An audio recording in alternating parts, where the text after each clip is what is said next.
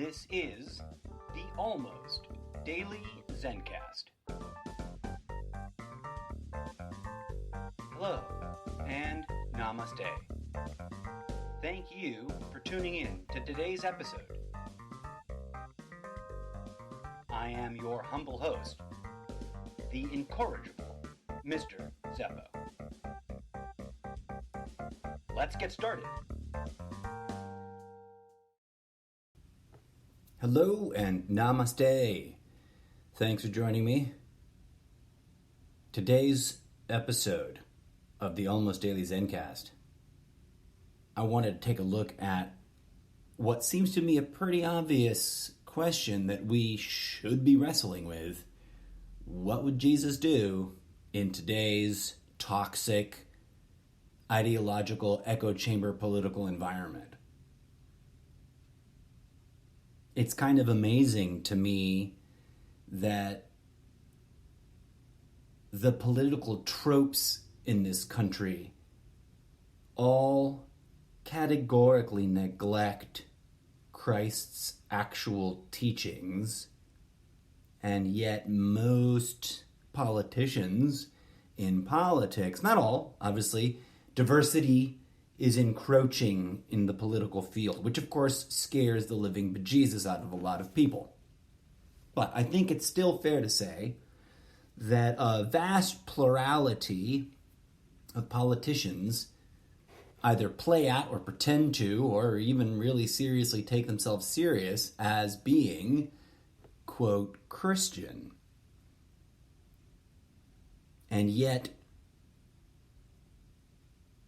the political system does not seem inclined to speak truthfully about the teachings of Christ and how we might implement them today. If there was an honest and sincere clarity about that in politics, we would not be spending hundreds of millions of dollars in political propaganda. We would be spending that money to feed the hungry, to house the homeless, to heal the sick.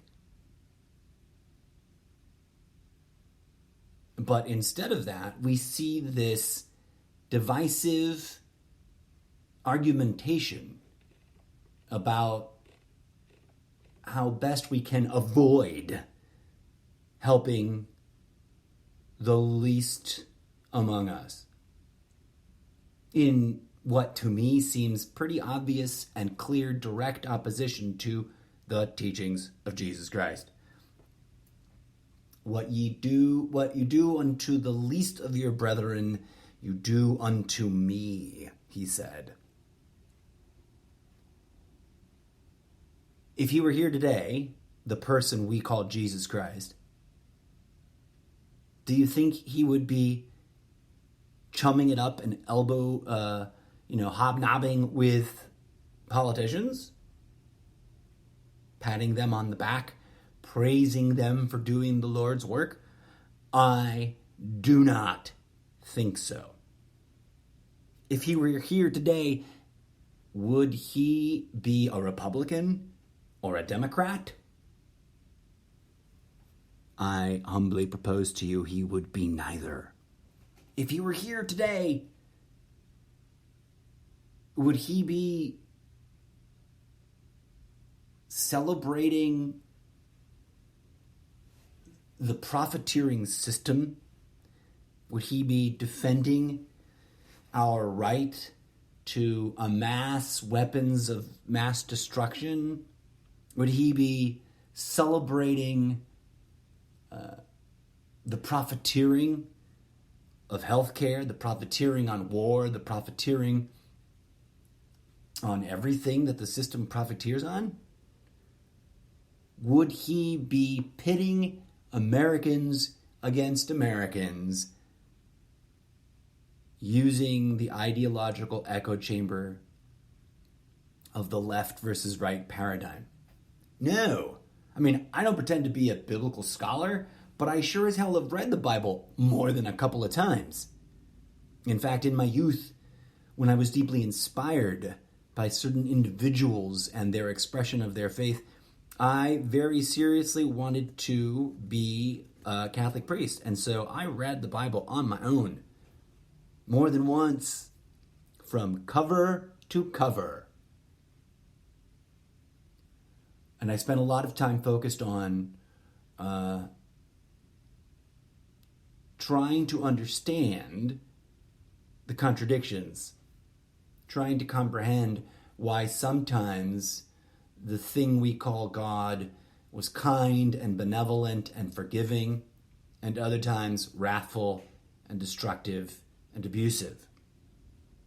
And how it is that the words of Jesus were supposed to tie it all together and make it make sense. And over the years, I came to a few conclusions. One is that this book is severely edited, highly doctored, and tremendously corrupt. And that despite those things, there are some beautiful nuggets of resplendently powerful truth. That there is power in some of the words that linger there, despite all the attempts to distract us and divide us and tear us away from those ancient teachings.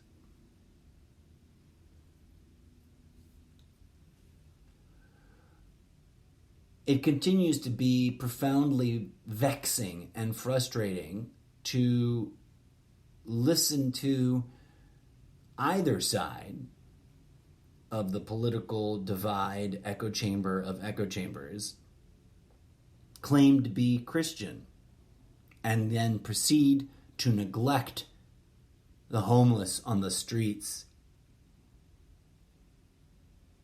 If Jesus were here today, he would be out on the streets ministering to the needs of the most miserable. He would not be endorsing political puppets claiming to understand and serve the Lord and proceeding to line their pockets with wealth and power.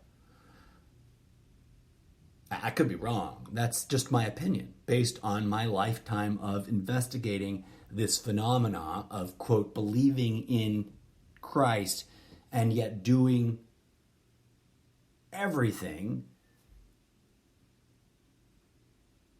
that is an opposition to his teachings. There is a massive disinformation campaign, there has been, for millennia. This goes back, right? Well, I mean, not millennia. I think I misused that word. For as long as the Bible has been written down, there has been an effort to corrupt it and to twist its words around and to confuse people and to distance people from the purpose of the real message, which is, I think, in my humble opinion, about unity, about healing, about confronting our own demons, about exercising spiritual work, and about direct action in service of others. I don't see that in the political spectrum today. I see echo chambers within echo chambers creating chaos and pitting Americans against Americans over ideology that's got nothing to do with anything besides the rich getting richer, the powerful getting more powerful, and the system perpetuating itself in its corrupt state.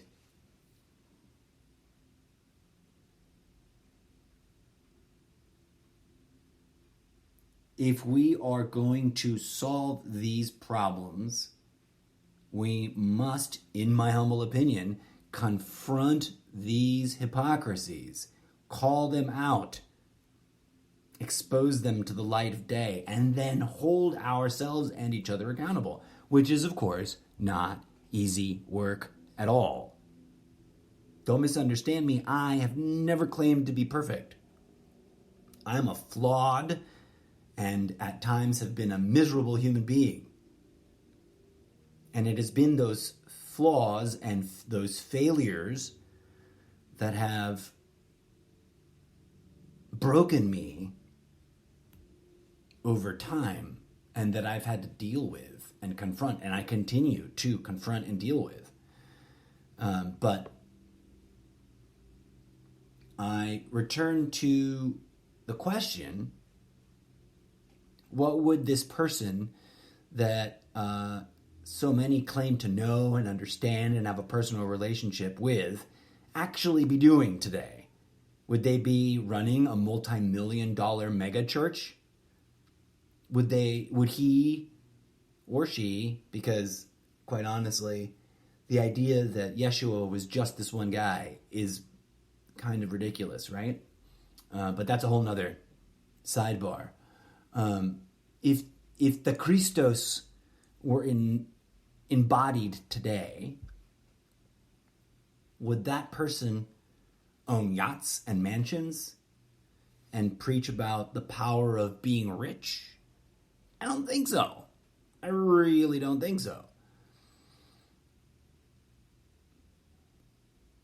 I humbly suggest that maybe, just maybe, if Jesus were here today, Jesus would be busy healing the sick, feeding the hungry, and giving homes to the homeless, and speaking truth to power, and calling out the hypocrisies of the system, calling out the hypocrisies of preachers who praise his name and pocket the money people give them. He'd be calling out the lies and misinformation being peddled back and forth that creates conflict. He would be holding all those who profiteer on our health, on our well-being, on our lives, every step of the way from the cradle to the grave.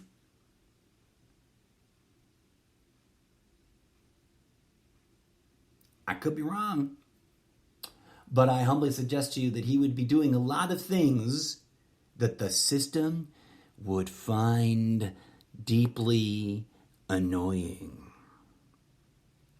and that the establishment would disapprove of, and that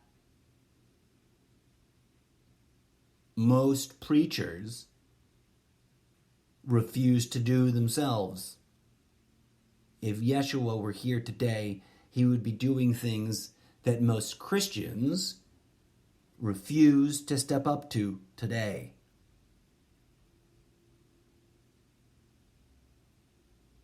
And he would be exposing those hypocrisies wherever they exist. Now, we can't sit around and wait for this otherified Jesus to, quote, come back. And as I've pointed out before, and I'll point out again, it seems to me that once you peel away the muck and mire of the corruption that was infused into the text of his words when they were first captured in writing, it becomes clear, once you get past all the junk and get to the material that seems to be the most authentic, that Jesus did not promise that he would return, but rather he taught us how to become Christos ourselves. And that this great event that so many Christians are waiting for, commonly called the Second Coming, is a revolution waiting to be discovered deep within. That there is no body, no zombie Jesus climbing out of caves or descending down from the clouds, but rather the spirit, the energy, the consciousness that is Christos can be cultivated and grown and nurtured within ourselves. And that, my friends, is hard work.